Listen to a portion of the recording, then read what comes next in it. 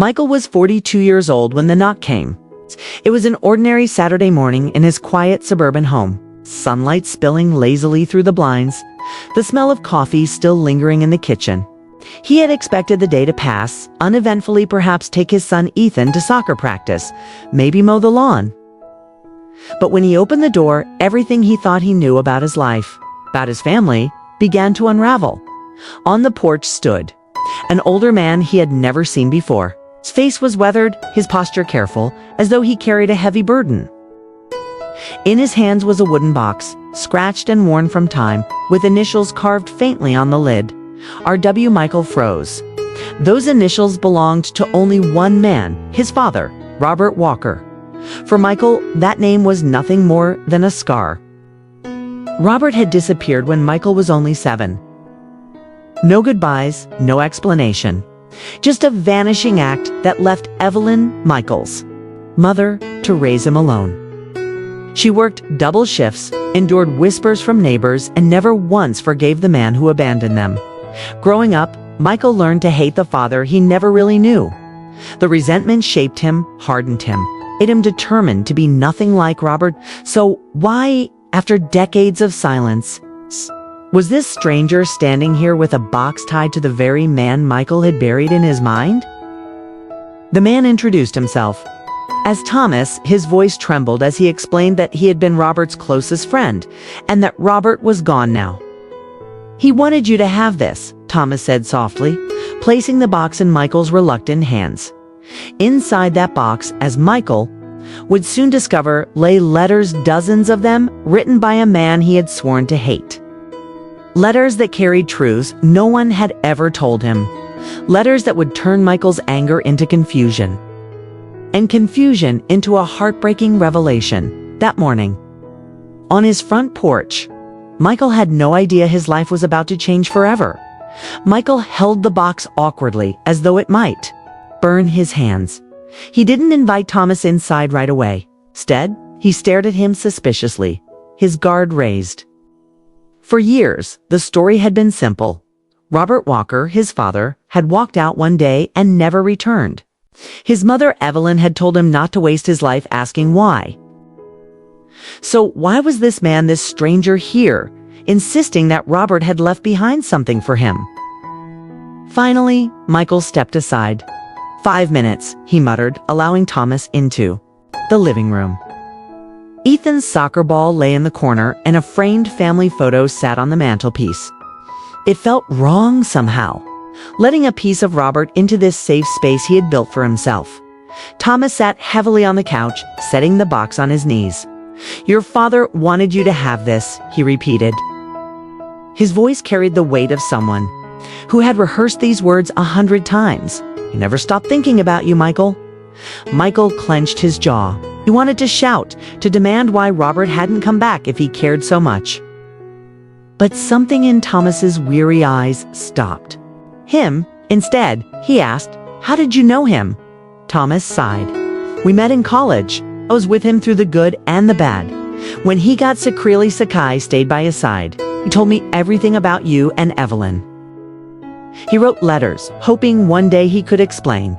Michael's stomach tightened. Letters? Why hadn't he ever seen them? Why hadn't Robert come back if he'd had so much to say? He reached out reluctantly, touching the lid of the box. The carved initials felt cold under his fingers. Thomas hesitated, then opened it. Inside were dozens of envelopes, neatly stacked. Each one addressed to Michael Walker in handwriting he didn't recognize but instantly knew belonged to Robert. The sight stole Michael's breath. He'd spent his whole life imagining his father as heartless, absent, uncaring. Yet here was proof, letter after letter, that Robert had thought of him all along. He picked one up, the paper brittle with age, the ink slightly faded. He didn't open it yet. His chest tightened, memories flooding back. Nights he cried himself to sleep as a boy, watching his mother work late shifts. Birthdays with an empty chair at the table. The way neighbors whispered that his father had run away with another woman. Thomas cleared his throat. "Robert wanted to explain, but he didn't want to disrupt your life. He thought you'd be better off without him." "Better off," Michael snapped, his voice sharp. He left me. He left my mom to work herself half to death. He left me too. Grow up thinking I wasn't worth staying for. How is that better? Thomas lowered his gaze. He was ashamed and sick. He didn't want you to see him that way. The words hung in the air, heavy and unwelcome. Michael's hands shook as he placed the letter back into the box and closed the lid. He wasn't ready. Not yet, Thomas stood, pulling on his coat. I know you're angry. But those letters, they'll tell you what he couldn't. He paused at the door, his expression sorrowful. Don't wait too long, Michael. Regret only grows heavier with time. After Thomas left, Michael sat alone in the silence of his living room. The box sat on the coffee table like a ticking bomb. Part of him wanted to throw it in the trash, to lock it away and never think of Robert again. But another part, a quieter, unfamiliar part, whispered that maybe, just maybe, he needed to know the truth. Upstairs, he heard Ethan laughing at a video game. Michael closed his eyes, thinking about his son. For the first time in years, the thought struck him. What if Ethan grew up hating me the way I hated my father? The idea chilled him. And it was enough to make him reach for the first letter. Michael sat for a long time with the first envelope in his hands, the weight of it far heavier than the paper itself. The handwriting on the front slanted, deliberate, spelled out his name in a way that made his chest ache. Slowly, almost reluctantly, he tore the seal. Inside was a single page. The ink slightly faded, but still legible. My son, if you are reading this, it means I never found the courage to put these words into your hands myself. I am sorry. Sorry for leaving, sorry for the years you grew up without me. I was not running away from you. I was running from myself, from the sickness I carried, and from the fear of what you might see when the illness consumed me. Michael stopped, blinking hard. Illness. His father had been sick. That had never been part of the story Evelyn told him.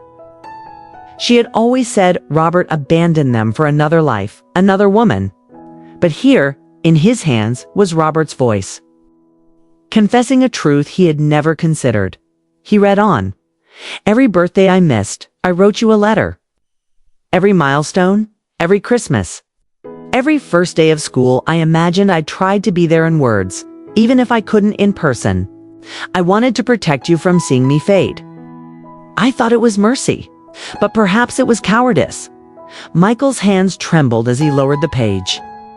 He looked at the stack of envelopes in the box, dozens of them, each one a frozen moment of longing.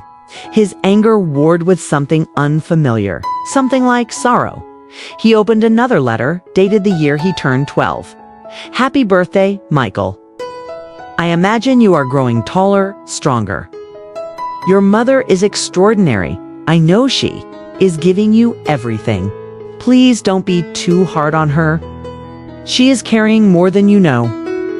Tell her I love her, though I doubt she will ever forgive me. Michael's throat tightened. His mother had never mentioned these letters. Not once had she known about them. Had she hidden them? The possibility burned in his mind. Hours slipped by as he opened letter after letter. Each one painted Robert not as a deserter, but as a man battling both disease and regret.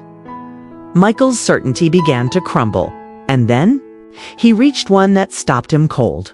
It was dated only a few years after Robert left. I asked Evelyn to give these letters to you. I begged her to tell you the truth. If you are reading this, perhaps she did.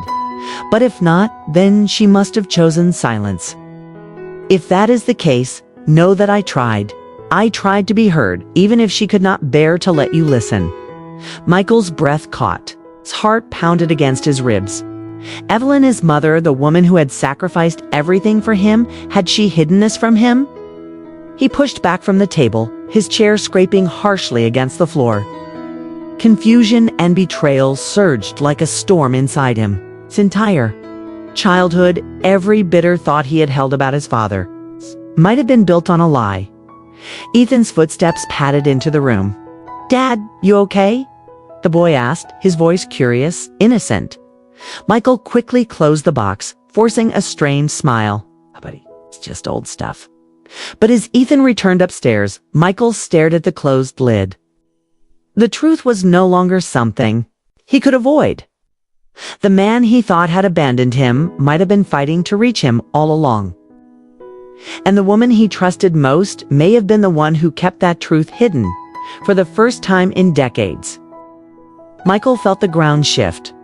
Beneath his feet, everything he thought he knew about his family was unraveling. And he knew there was only one person who could give him answers. That night, as the house fell silent, Michael picked up his phone and dialed Evelyn's number. When she answered, her voice warm but tired, he spoke without hesitation. "Mom, we need to talk." About Dad. The silence on the other end told him everything. Michael drove through the quiet streets that night, his mind a storm of questions.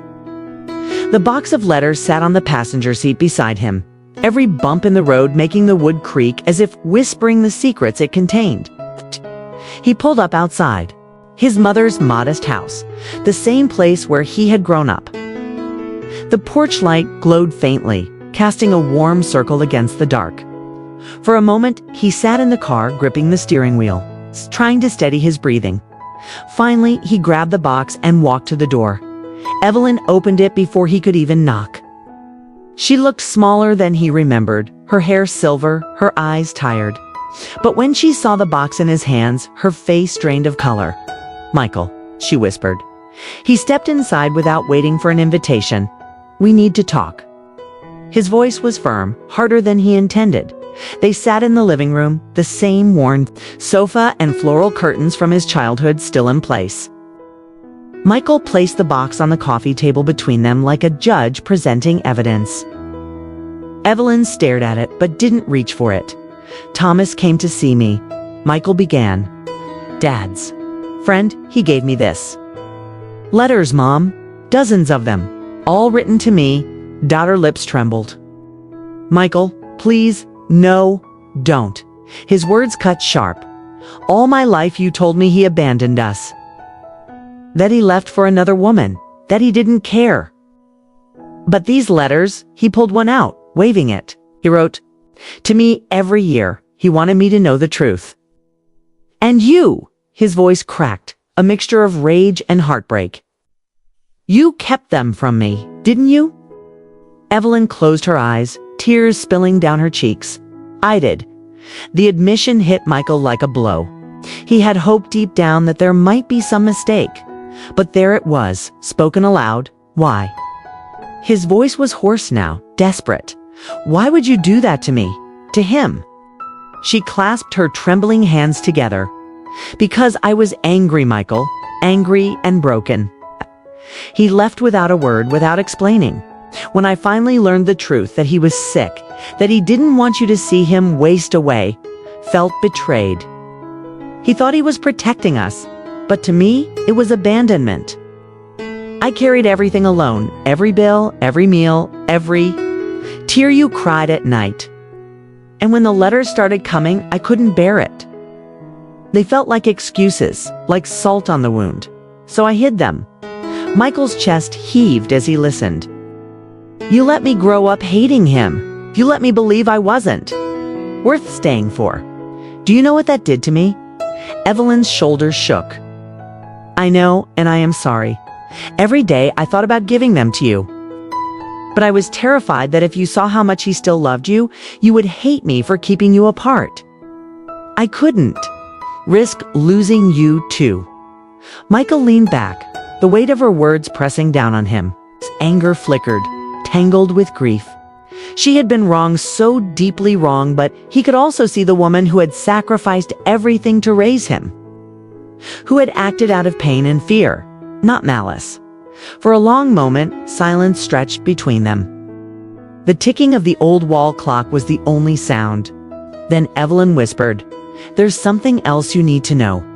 Michael's eyes snapped up. What more could there be? She hesitated, then reached into the drawer of the coffee table and pulled out an envelope, yellowed with age. She handed it to him with trembling fingers. This was the last letter he ever sent. "I couldn't bring myself to open it. It's addressed to you. Michael took it slowly, his hands shaking. The envelope was sealed, untouched for years. He broke it open, unfolding.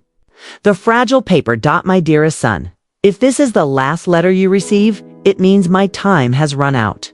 I wanted so badly to see you, to tell you the truth in person, but I could not. Thomas will know what to do. Do not blame your mother. She did what she thought was best. Forgive her if you can, and remember this: you are my greatest pride. Day, when you are a father, you will understand that love sometimes looks like sacrifice, even when it feels like loss. Don't repeat my mistake. Stay close to your son. Be the father I could not. Michael's throat closed, eyes blurred with tears. He thought of Ethan upstairs in his room, of the nights he himself stayed late at work and missed dinner, of the distance that sometimes crept between them. The letter ended with a line that carved itself into his heart. Khan will only understand, Cha. When Khan becomes a father, Michael folded the letter with trembling hands. Evelyn wept quietly across from him, her face etched with regret. In that moment, Michael realized the truth wasn't just about his father, it was about himself. He had spent so long resenting the past that he hadn't noticed he was on the verge of repeating it with Ethan. The past couldn't be changed. But the future, his future as a father, was still in his hands. Michael drove home from his mother's house with the final letter still clutched in his pocket. The night was silent, yet inside his chest everything roared. His father's words echoed over and over. One day, when you are a father, you will understand. He thought of Ethan, his 12-year-old son, asleep in his room when Michael returned. Michael stood quietly in the doorway, watching the boys, steady breathing, the way his hair stuck out in messy tufts on the pillow. A pang of recognition hit him. Ethan looked exactly like he had at that age. And just like young Michael, Ethan sometimes wondered why his father was too busy to play, tired to listen. Michael shut the door gently and went downstairs, sitting heavily on the couch. The box of letters was still on the table, a constant reminder of everything he had lost and everything he could still lose if he wasn't careful. For days, he wrestled with his emotions. Anger toward Evelyn for her silence, sorrow for Robert's hidden suffering, regret for the years wasted in bitterness, and fear that he was on the same path. Building a wall between himself and his son, on the third night, unable to sleep, Michael opened another letter. This one was different. Dear Michael, by the time you read this, I may already be gone. I need you to know, I never stopped loving you. I followed your life from afar. Thomas showed me pictures of your school, your baseball games. You are magnificent, even when you thought I wasn't watching. I wish I had been braver. I wish I had walked through that door, no matter how sick I looked. Please, don't let pride or fear keep you from the people you love. Michael closed the letter, his hands trembling. He realized the truth wasn't about whether Robert had left or Evelyn had lied. It was about how pain had shaped them all and how he could choose differently. The next morning, he made pancakes for Ethan, something he hadn't done in years. The boy looked surprised, even suspicious. What's the occasion? Ethan asked. Michael forced a smile. No occasion. Just, I want us to have breakfast together. They ate quietly at first, but gradually, the conversation flowed. Ethan told him about school, about a science project, about a fight with a friend. Michael really listened in a way he hadn't in a long time. That weekend, Michael took Ethan to the park. As they kicked a soccer ball back and forth, Michael's chest tightened. He remembered the empty field of his own childhood, the way he had practiced alone, pretending someone was there to cheer him on. He vowed then and there that Ethan would never feel that emptiness. Still, forgiveness wasn't simple. Evelyn called several times, leaving messages. Michael ignored them at first, too raw, too torn. But eventually, he answered, I don't know if I can forgive you. He admitted over the phone. You took something from me I can never get back. Her voice broke. I know, and I'll spend the rest of my life wishing I'd made a different choice. There. Was silence, then Michael said, "But I don't want Ethan to grow up watching me hate you. That's not the legacy I want to leave him." When he hung up, he felt a small measure of peace. Not forgiveness yet, but the first step toward it. That evening, Thomas returned. He looked weary but relieved when Michael invited him in. Over coffee, Michael asked about Robert. He was stubborn, Thomas said with a sad smile. Always insisting he didn't want you to remember him as a weak man. But you were all he talked about, Michael. Every day. He kept that picture of you your first Little League game in his wallet until the end. Michael swallowed hard, his eyes stinging. I hated him for so long, but now he shook his head. I don't even know what I feel anymore. Thomas leaned forward. Feel what you need to. But don't let anger steal more years from you. That's what he wanted for you, to be free of it. Later that night, Michael sat at his desk writing in a notebook. Not a letter to his father, those would remain unanswered, but a letter to Ethan. Words he hoped Ethan would never need, but ones he wanted him to have.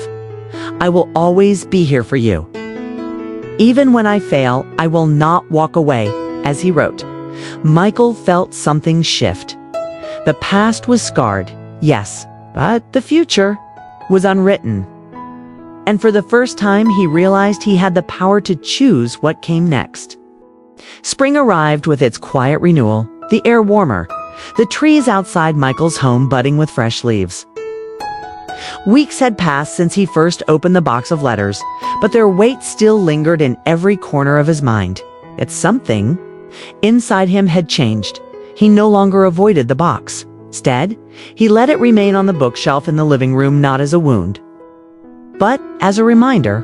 One Saturday, Michael decided to bring Ethan to visit Evelyn. The boy clutched his soccer ball on the ride there, chatting about a new game he wanted to show his grandmother. Michael listened, a small smile tugging at his lips. He had dreaded this visit, but he knew it was necessary. Healing wasn't possible without facing the hurt together. Evelyn answered the door with hesitant eyes, as if she expected to be turned away. But when Ethan ran up to hug her, her face lit with tears. Michael stood in the background watching, his heart twisting with memories of the woman who had once held his entire world together. Even if imperfectly, inside, over tea and cookies, Ethan insisted on baking with her. Silence stretched between mother and son. Finally, Michael spoke. Mom, he said quietly, I'm still angry. I probably will be for a while. But Dad's last letter, he asked me to forgive you. And for Ethan's sake, I want to try. Evelyn's hand trembled as she set down her cup. I don't deserve it, Michael. But I am grateful. They sat there, not as enemies divided by secrets, but as two people scarred by choices, slowly reaching for reconciliation. Later, when Ethan went outside to kick his ball around the yard, Miko and Evelyn opened the box together. She touched Robert's handwriting for the first time in years, her tears falling freely. I loved him, you know, she whispered. I just didn't know how to live with the pain of losing him. Michael nodded, understanding at last. They had both been children of grief. She as a wife abandoned by circumstance.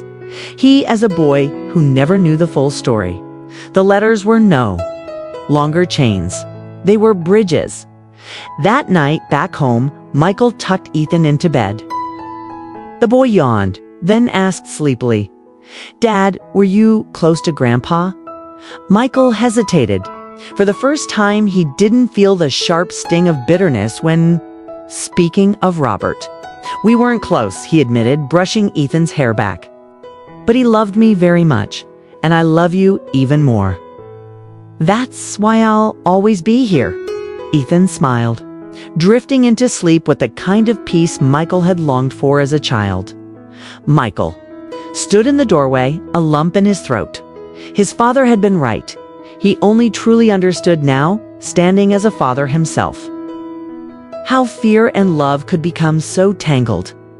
Before bed, Michael opened one final letter he had been avoiding. It wasn't addressed to him, it was addressed to my grandson, whoever he may be. If you are reading this, it means I never got to meet you. But know this, your father carries my love inside him, and he will pass it to you. Be patient with him, for fathers stumble too. But love always finds a way. Michael placed the letter back carefully, tears running down his cheeks. For the first time in decades, the anger that had defined him dissolved into something gentler. Acceptance. The next morning, he felt lighter. He walked outside with Ethan, soccer ball in hand, and for once he wasn't thinking about work or the past or the pain. He was simply there, present, laughing as Ethan darted across the grass. The truth had hurt, but it had also freed him. His father's absence had carved wounds, but his words, those fragile, ink-stained pages had given Michael a chance to heal. And as the sun rose higher, Michael realized something he never thought he would. He no longer hated Robert. Loved him. Not for what he had done, but for what he had tried to do. And in loving him, he finally understood himself. If this story touched your heart, take a moment to reflect. How many of us are carrying unspoken words, old wounds, or misunderstandings within our families? Sometimes we hold on to anger for so long that it becomes part of who we are. But as Michael discovered, the truth often carries more compassion than we imagine. And forgiveness, though difficult, can set us free. Perhaps there is someone in your life you haven't called in a while, a parent you've argued with, a sibling you no longer speak to, or even a child who feels distant. Don't wait for years to pass or for regret to harden into silence. Reach out, say the words you've been holding back. I love you, forgive you, I want us to try again. Life is fragile, and the chance to heal broken relationships may not always be there tomorrow. At real moments, we believe stories like this matter. Stories of pain, reconciliation, and love remind us that even in the darkest chapters of our lives, there is always hope for redemption. By sharing these stories, we hope to inspire you to look at your own life differently, to treasure the people who matter most, and to take the steps toward healing before it's too late. If this story resonated with you, please consider supporting us. Click the like button to let us know it meant something to you. Share it with friends or family because you never know who might need this reminder today. And if you haven't already, subscribe to our channel. Every week, we bring you powerful, true stories that celebrate the resilience of the human heart. Your support helps us continue to tell stories that matter, not just for entertainment, but for reflection, for healing, and for hope. Together, we can build a community where stories are more than just words. They are lessons, reminders, and sometimes even lifelines. So, before you go, take a deep breath. Think of someone who needs to hear from you. Then pick up the phone, knock on their door, or write that message. Don't wait for regret. Choose love, choose forgiveness, and choose to create your own real moment today.